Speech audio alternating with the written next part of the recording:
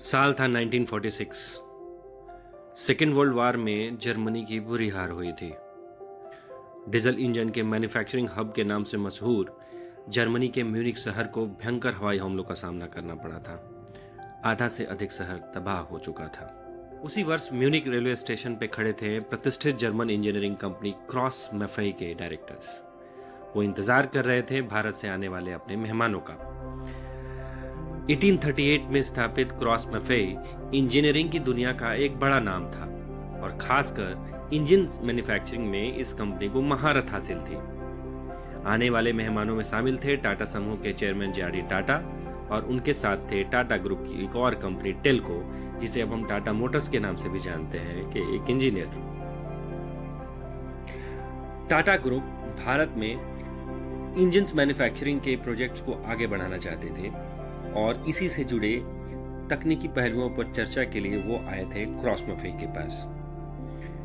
चूंकि क्रॉस मैफई युद्ध में पूरी तरह तबाह हो चुकी थी, सो जर्मन्स ने भारतीयों से अनुरोध किया कि वे उनके कुछ स्किल्ड बट अनएम्प्लॉयड इंजीनियर्स को फुल फैमिली के साथ भारत ले जाए और वहां उन्हें नौकरी दे। बदले में वो इंजीनियर्स टाटा के लिए भारत में काम करेंगे और भारतीयों को जर्मन टेक्निक्स देंगे।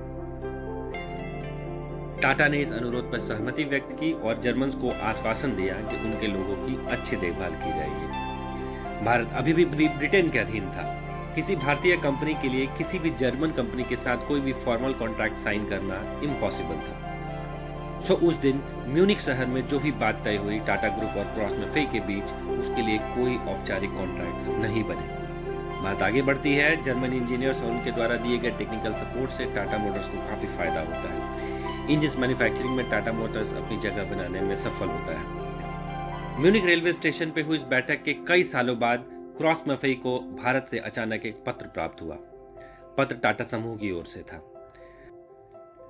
पत्र में जर्मन इंजीनियर्स के सर्विसेज के लिए आभार की पेशकश थी और इसमें क्रॉस मैफई को उनके इंजीनियर्स द्वारा दी गई तकनीकी मदद के लिए मुआवजे का प्रस्ताव भी शामिल था। जर्मन्स हैरान थे। किसी भी लीगल कॉन्ट्रैक्ट और ऑब्लिगेशन के बगैर भी टाटा मुआवजे की बात कर रहा था, वो भी तब जब टाटा द्वारा उन अनएम्प्लॉयड जर्मन इंजीनियर्स को नौकरी और आश्रय देकर मदद ही की गई थी। यह था टाटा का वैल्यू सिस्टम। इस कहानी का एक दिलचस्प और अनएक्सपेक्टेड पहलू तब सामने आया जब टाटा मोटर्स द्वारा 1970 के दशक में एक मलेशियन कंपनी का अधिग्रहण किया जा रहा था।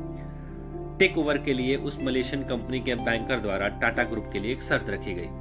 कहा गया कि वो टेक ओवर की कार्रवाई से पहले अपने बैंक से बैंक गारंटी दिलवाए। भारत उस दौर में लाइसेंस परमिट राज की गिरफ्त में था। किसी भारतीय कंपनी द्वारा फॉरेन कंट्री के किसी कंपनी के फेवर में बैंक गारंटी इश्यू करवा पाना टेढ़ी खीर थी। टाटा मोटर्स के चेयरमैन ने अपने कंपनी के लेटर हेड पर गारंटी की शर्तों को लिखा और कहा कि बस हम यही दे सकते हैं, पर उस बैंक को यह मंजूर नहीं था।